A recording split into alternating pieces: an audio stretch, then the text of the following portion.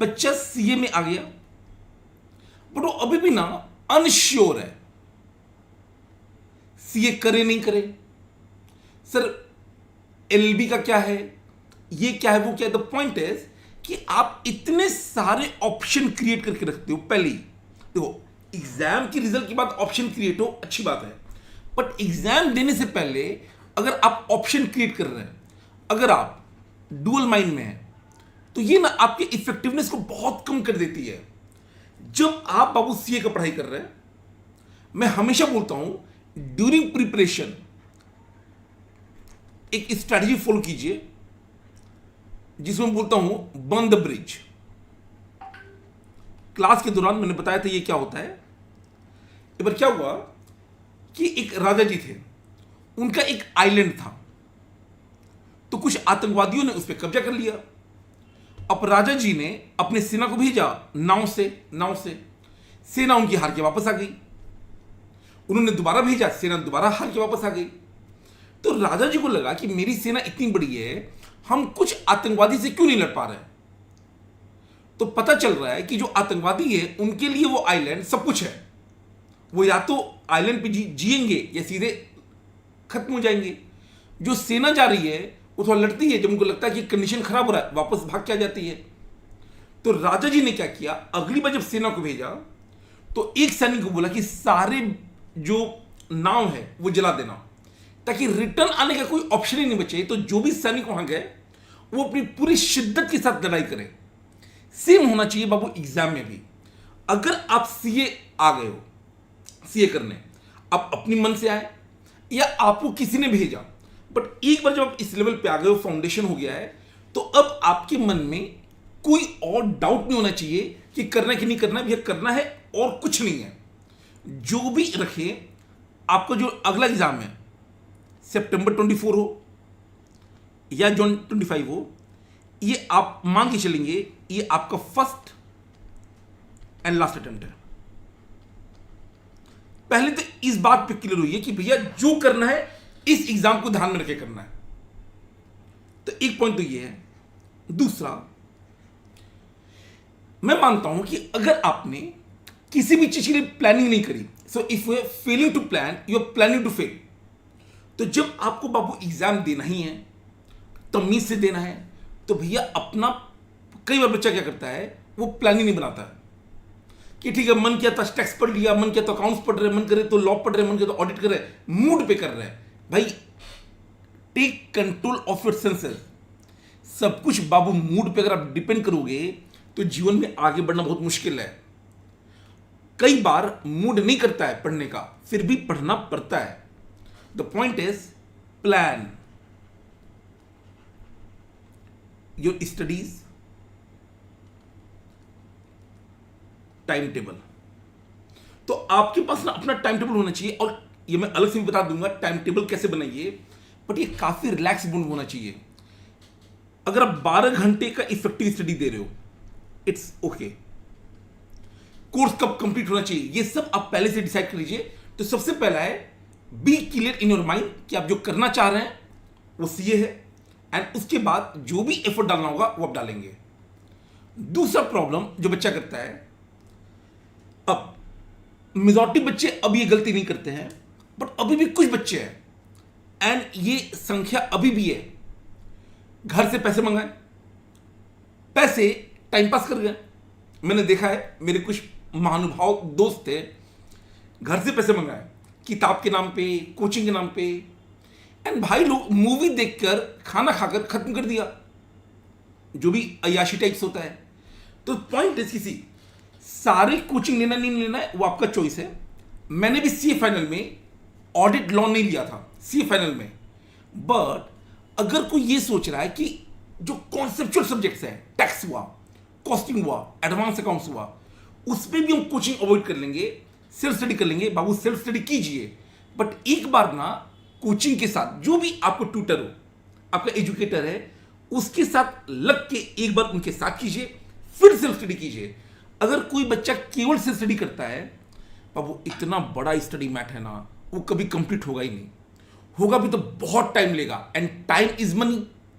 तो एक गलती, हालांकि मेजॉरिटी बच्चे अब ये नहीं कर रहे हैं, बट अगर कोई कर रहा है तो अभी बाबू सचेत हो जाओ, पहले first time study with educator. फायदा बाबू बहुत सारा है, आपको प्रॉपर नोट्स मिल जाता है, क्या पढ़ना है क्या नहीं पढ़ना है, क्योंकि स्टडी मैट में कई सारी बेकार चीजें हैं।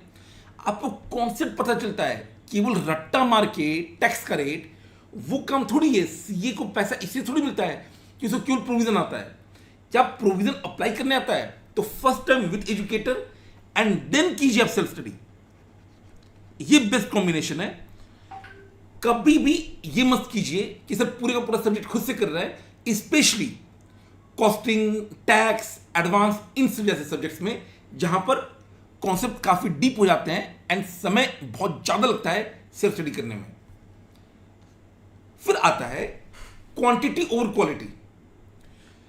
हम सब ने देखा होगा कि कुछ बच्चे, भाई पीजीबीपी में ना मैंने 200 क्वेश्चन किया, वेरी गुड। अगर बेटा पीजीबीपी में 2 क्वेश्चन किए हो, अनलेस कि आप सुपर ह्यूमन नहीं है तो आपने कहीं ना कहीं कॉम्प्रोमाइज किया है। द पॉइंट इज कि केवल क्वांटिटी के पीछे मत बढ़िए with regard to number of questions, with regard to number of hours of study. Rather आप देखिए कि नंबर ऑफ क्वेश्चन से ज्यादा इंपॉर्टेंट है कवरेज ऑफ ऑल वैरायटी, ये ज्यादा इंपॉर्टेंट है। Number of study of hours से ज्यादा इंपॉर्टेंट है इफेक्टिव आवर्स ऑफ स्टडी। लोग बोलते हैं कि सर रैंक लाने के लिए 18 घंटे पढ़ने पड़ते हैं। पता नहीं, मुझे तो रैंक है एंड मल्टीपल टाइम्स है। मैंने बाबू कभी 12 घंटे से ऊपर नहीं पढ़ा। हाँ, एग्जाम से एक दिन पहले पढ़ा है, बट जो नॉर्मल प्रिपरेशन होता है, अगर आप 12 घंटे बाबू दे रहे हो ना, इट्स वेरी वेरी सफिशिएंट। तो हमेशा जब आप पढ़ाई कीजिए, आप फोकस कीजिए कि वैरायटी सब कुछ कवर्ड हो। जैसे हम लोग जो अपना क्वेश्चन बैंक देते हैं, वहां पर रिपीटेशन हम लोग अवॉइड करते हैं, केवल कट कॉपी पेस्ट नहीं किया हुआ है। दूसरे कोर्सेज जैसे with all due respect, CS का, सीएमए का, बीकॉम का, बाबू ये सारे क्वेश्चन अच्छे हैं, बट हम तो सीए इंटर कर रहे हैं ना, तो बेयर मिनिमम सीए का सब कुछ कवर कीजिए, उसके बाद टाइम लेकर कीजिए, वरना करने की जरूरत नहीं है। क्वेश्चन उतने में से आ जाएगा जहां पे स्टडी मैट, आरटीपी, एमटीपी और पास्ट ईयर कवर्ड हो। तो हजारों क्वेश्चन के चक्कर में मत पड़िए, वैरायटी सब कवर होना चाहिए एंड इफेक्टिव आवर स्टडी कीजिए। और मैं कई बार बता चुका हूं, इफेक्टिव आवर का तरीका ये होता है कि भैया 2 घंटे का स्लॉट बनाइए, 15 मिनट का ब्रेक लीजिए एंड ऐसे से 5 to 6 स्लॉट बनाइए, 5 to 6।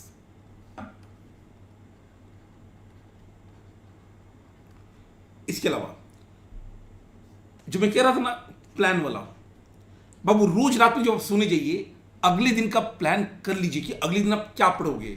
मैं भी जब रात में सोने जाता हूं, इवन अब भी, तो मैं अगले दिन जो जो क्लासेस लेनी होती हैं उसका रिसर्च कैसे करना है सब कुछ करा हुआ है। फिर भी हम लोग रिसर्च करते हैं थोड़ा सा, और ऑफिस में क्या काम है, अनअकैडमी में क्या काम है। तो ऐसे ऐसे ना हम लोग भी अपना नोटिंग करते हैं, अगले दिन को प्लान करते हैं। आप भी अपना डेली बाबू प्लान कीजिए। फोर्थ है कि सर आपने नोट्स ही नहीं बनाया। अब सेल्फ नोट्स बाबू बनना बहुत जरूरी होता है, क्योंकि मैं हमेशा मानता हूं कि जो आप पढ़ाई कर रहे हैं वो 1 डे बिफोर एग्जाम के लिए कर रहे हैं, 1 डे बिफोर एग्जाम। अब आपके पास अगर 500 पेज का किताब है बाबू, एक दिन पहले करना बहुत मुश्किल होगा। तो या तो आपकी टीचर जी प्रॉपर नोट्स बनवा के दे दे, जैसे हम लोग अपना 40 देते हैं। तो अगर वैसा है तो वेरी गुड, अगर वैसा नहीं है तो भैया अपना नोट्स खुद बनाइए, छोटा छोटा ही सही, चार्ट वाइज ही सही, बट अपना नोट्स बनाइए। इनफैक्ट जो हम लोग 40 भी देते हैं उसमें भी मैं कई सारी चीजें एड ऑन करवाता हूं, हाईलाइट करवाता हूं। बेसिकली उसी 40 में जब आप वो ऐड कर लेते हैं, हाईलाइट कर लेते हैं, वही आपका सेल्फ नोट्स हो गया। तो अगर आपको ऐसे नोट्स मिलते हैं जो आप 1 डे बिफोर कवर कर लें, वेरी गुड। अगर नहीं मिलता है तो बाबू अभी भी टाइम है, इसको बनाइए। एग्जाम के एक दिन पहले ना ये नोट्स इतने काम के आएंगे, इतने काम के आएंगे जिसका हद नहीं है। टेक्स्ट में सारे प्रोविजंस का एक समरी बन गया। तो अपने अपने बाबू नोट्स बनाइए एंड एक गलती क्या बच्चा करता है कि भाई जितने टेलीग्राम पे मिल गए, जितने टेलीग्राम पे मिल गए, एक बच्चा एमसीक्यू के चक्कर में टीचर नंबर 1 2 3 4 5 जितने मिल गए सबको इकट्ठा कर लिया, सबका प्रिंट आउट निकाल लिया। प्रॉब्लम यह आया कि जब क्वेश्चन सॉल्व करने बैठा तो दिमागी काम नहीं कर रहा है, क्योंकि जो काम 500 एमसीक्यू में हो सकता था भाई के पास अब 5000 एमसीक्यू है। मेजॉरिटी इसमें रिपीटेड है, मेजॉरिटी एकदम ऐसे वाले हैं जो एग्जाम में आएंगे नहीं। तो आपको ना मल्टीपल नोट्स के पीछे नहीं दौड़ना है। कई बच्चा ये गलती करता है, मैं मानता हूं एक साधे सब सधे, सब साधे सब जाए, रहीमन मूलबी सींच बो फुली फली अघाए। मतलब अगर आप एक को टारगेट कीजिए, अब जिस भी टीचर के साथ है बाबू, आज के टाइम पे ना अगर आपका टीचर थोड़ा भी रिप्यूटेड है, उसका कंटेंट काफी होता है आपको मार्क्स दिलवाने के लिए। तो आप एक नोट्स पकड़िए, उस पे स्टिक करिए, उसको इंप्रूव कीजिए, बजाय कि मल्टीपल नोट्स के पीछे भागने का। ये अननेसेसरी कंफ्यूजन क्रिएट करेगा। तो मल्टीपल नोट्स को इकट्ठा आपको नहीं करना है, स्टिक करना है to notes of one faculty. And अगर आपको लगता है कि आप ये सब फॉलो कर रहे हो उसमें थोड़ी दिक्कत है, तो आप शुरू में डिसाइड करके वो चेंज कर लीजिए। एग्जाम से 1 महीने 2 महीने पहले भैया मल्टीपल नोट्स आपको जो टेलीग्राम पे बटने मिलेंगे वो नहीं लेना होता है। एंड गलती क्या है ना, टैक्स में तो बाबू लोग 1-1 साल पुराना नोट्स ले लेते हैं, तो वो सब नहीं करना है। Next, not doing written practice. एक होता है कि सर हमें आता है, और एक होता है हमें लगता है हमें आता है। तो मैंने पढ़ लिया, याद हो गया है, बट बाबू हर वो स्टूडेंट जो टैक्स कर रहा है, कॉस्टिंग कर रहा है, उनको पता है एडवांस अकाउंट्स, बाबू लिखने के समय हाथ रुकता है।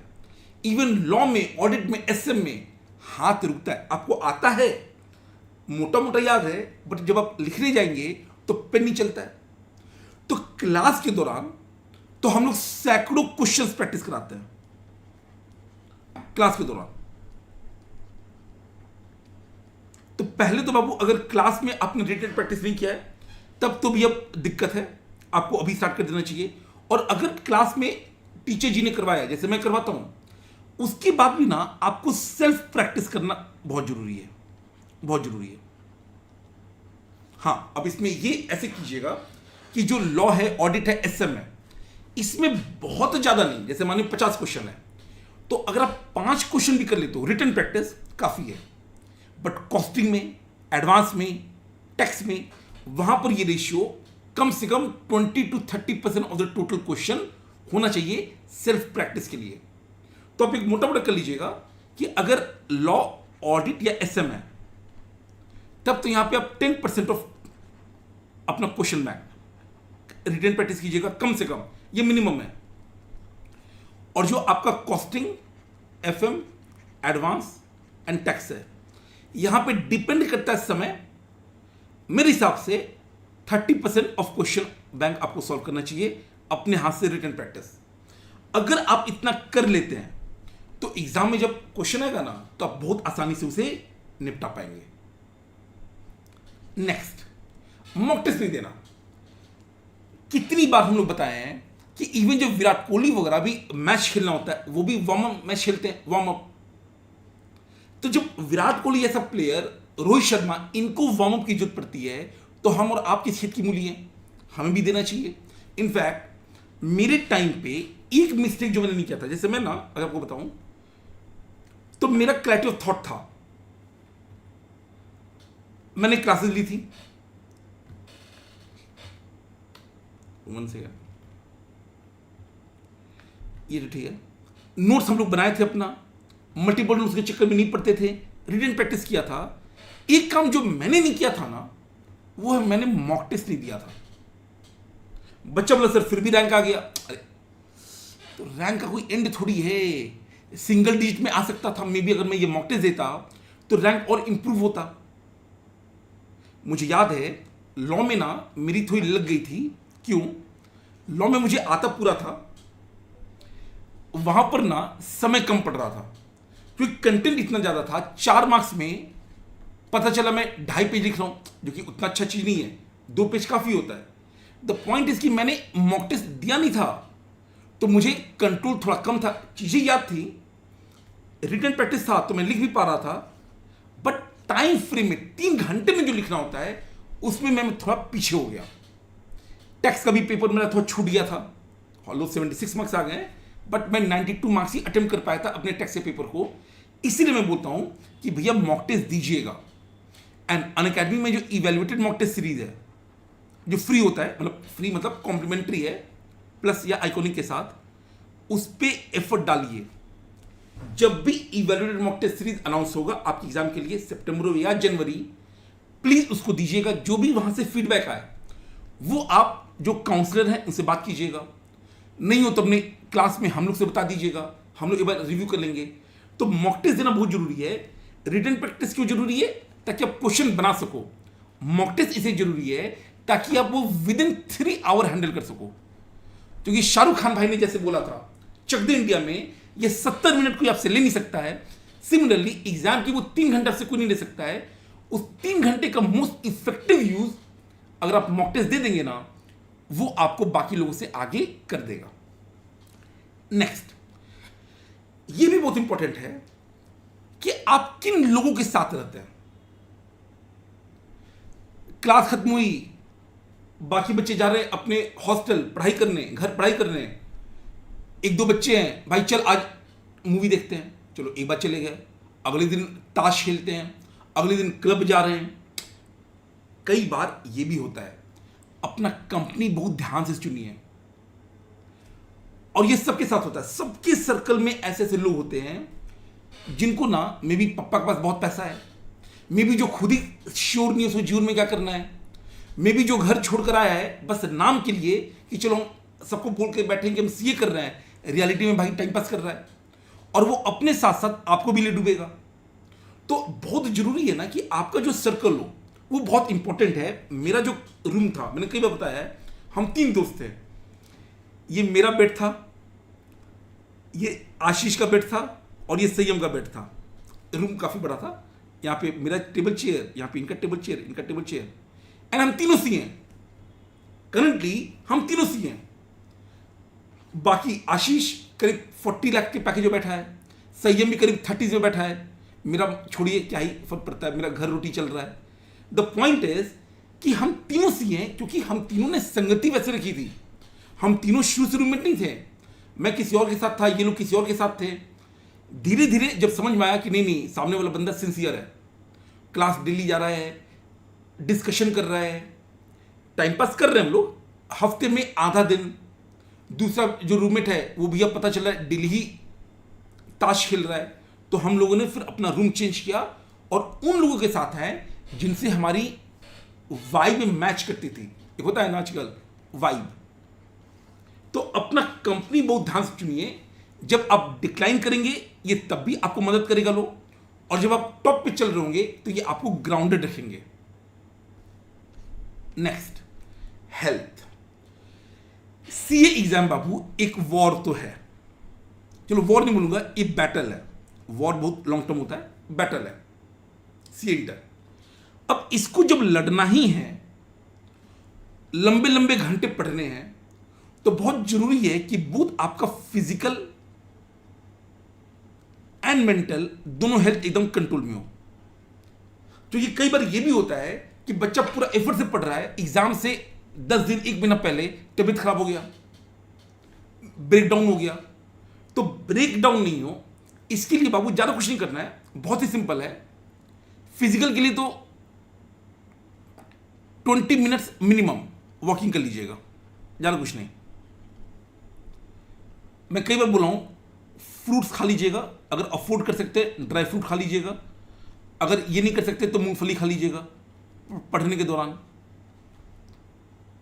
एंड पानी पीजिएगा। अच्छा, बच्चा बोला सर जिम, देखो अगर आप में शांतम सर जैसी मोटिवेशन है तो ये जिम जाइएगा। मेरे साथ तो वैसा नहीं था, तो मैं जिम नहीं जाता था। हाँ, मेंटल के लिए आप मेडिटेशन करना चाहिए, अब मेडिटेशन के कई सारे फॉर्म होते हैं, कुछ नहीं समझ में आए अपना नाक देखिए, दैट्स इट, 10 मिनट। बाकी आप यहां पे प्राणायाम भी कर सकते हो। और एक ना सूर्य नमस्कार कर लीजिएगा, ये आपका मेंटल फिजिकल दोनों देख लेगा, 5 से 10 बार।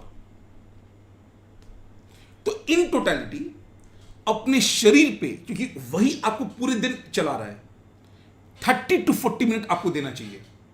एंड ये ना आपका ब्रेक हो जाएगा। जैसे वॉकिंग है ना बाबू, वॉकिंग, मैं तो अपने टाइम पे ईमानदारी बताऊं, मैं वॉकिंग बहुत करता था, क्योंकि जो 15 मिनट का मैं ब्रेक लेता था, मैं चुपचाप चलता था। तो मे बी सूर्य नमस्कार में नहीं कर पाया, झूठ क्यों बोलूं, सूर्य नमस्कार मैं नहीं कर पाया अपने टाइम पे, किसी ने बताया भी नहीं। बट हम लोग वॉकिंग बहुत करते थे, 1-1 घंटा पूरे दिन मिलाकर वॉक हो जाता था। तो वॉकिंग करना है, मेडिटेशन करना है और सूर्य नमस्कार करना है। ये तीनों करोगे ना बाबू, एग्जाम एकदम आराम से निकलेगा। आप अपने बेस्ट वर्जन पे काम करोगे, क्योंकि हमेशा जो कंपटीशन है वो किसी और से नहीं, वो अपने ही वर्जन से है कि जो मैं कल था क्या मैं आज उससे बेटर हूं। और वो बेटर बनने का अभी वैसे भी इंटरनेशनल योगा डे था 21 को, तो इसीलिए वॉकिंग करना है, मेडिटेशन करना है। मेडिटेशन करने नहीं आता है, बस नाक देख लीजिएगा, प्राणायाम कर सकते हैं। और तीसरा, सूर्य नमस्कार करने की कोशिश कीजिएगा बाबू, ये बहुत इफेक्टिव एक्सरसाइज होता है, सब कुछ मिलाकर एक साथ। एंड फाइनली, जब एग्जाम हो जाए तो बाबू आर्टिकलशिप में ना बच्चे कई सारे मिस्टेक करते हैं। आर्टिकलशिप में वो मिस्टेक बाबू अवॉइड करना है। अब मैं ये धीरे धीरे जब आपका एग्जाम हो जाएगा तब मैं इस पे एक अलग से वीडियो ले आऊंगा, क्योंकि बाबू आर्टिकलशिप 2 साल का है आपका। 2 साल या तो आपको जीवन में बहुत आगे बढ़ा देगा या आपको बहुत पीछे कर देगा। तो ये 2 साल जो है ना आर्टिकलशिप में, ये एक तरह से आपके लिए जीवन में नहीं होता है कि आपको सेल्फ इंप्रूवमेंट के लिए समय मिल जाए। नॉर्मली किसी भी कोर्स में इतना लंबा आर्टिकलशिप नहीं होता है, ट्रेनिंग नहीं होता है। आपके सीए में है तो इसको इस्तेमाल करना है, केवल क्लाइंट का काम तो करना ही है, बट उससे ज्यादा इंपॉर्टेंट है इसको यूज करना सेल्फ इंप्रूवमेंट के लिए। It may be in terms of your spoken English, आपका सॉफ्ट स्किल्स, आपका माइक्रोसॉफ्ट स्किल्स, नेटवर्किंग, ये मैं बताऊंगा। ये ना मैं अलग से एक सेशन ले लूंगा 10th वाले के लिए, बट बाकी आपको बाबू रेफर करना है।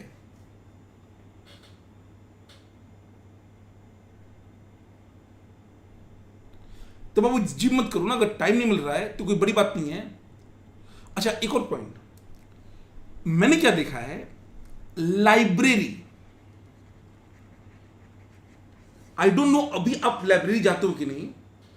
कोविड के पहले जब मैं लक्ष्मीनगर में रहता था तो दुनिया भर की लाइब्रेरी थी, ऑलमोस्ट बहुत सारे बच्चे लाइब्रेरी का सब्सक्रिप्शन लेते थे। एंड एक बार मैं लाइब्रेरी में वैसे ही गया तो मैं क्या देख रहा हूं कि सब लोग एकदम ईमानदारी से साइलेंट है, सब कोई एकदम पढ़ रहा है। तो मुझे लगा यार इतना अच्छा तो नहीं है बच्चे क्लास में, ये बच्चे जब इतना एक्साइटेड रहते हैं टाइम पास करने के लिए, तो लाइब्रेरी में कैसे इतना कंसंट्रेटेड है। तो क्या दिखा, लिखा हुआ फ्री वाईफाई। तो शक हुआ, जब मैं चेक करने गया पीछे बिना बताए, तो कोई कालीन भैया मिर्जापुर देख रहे हैं, कोई फैमिली मैन देख रहा है, कोई गैंग्स ऑफ वासेपुर देख रहा है। मेजॉरिटी बच्चे क्या कर रहे हैं, या तो वेब सीरीज देख रहे हैं या मूवी देख रहे हैं। तो भैया फिर घर पे ही कर लो यार। ये अगर लाइब्रेरी ज्वाइन करना है अब कीजिए, पर फिर उसका इस्तेमाल कीजिए ना अच्छे से। और वाईफाई क्यों चाहिए आपको भाई, पढ़ने गए हैं, पढ़ाई कीजिए।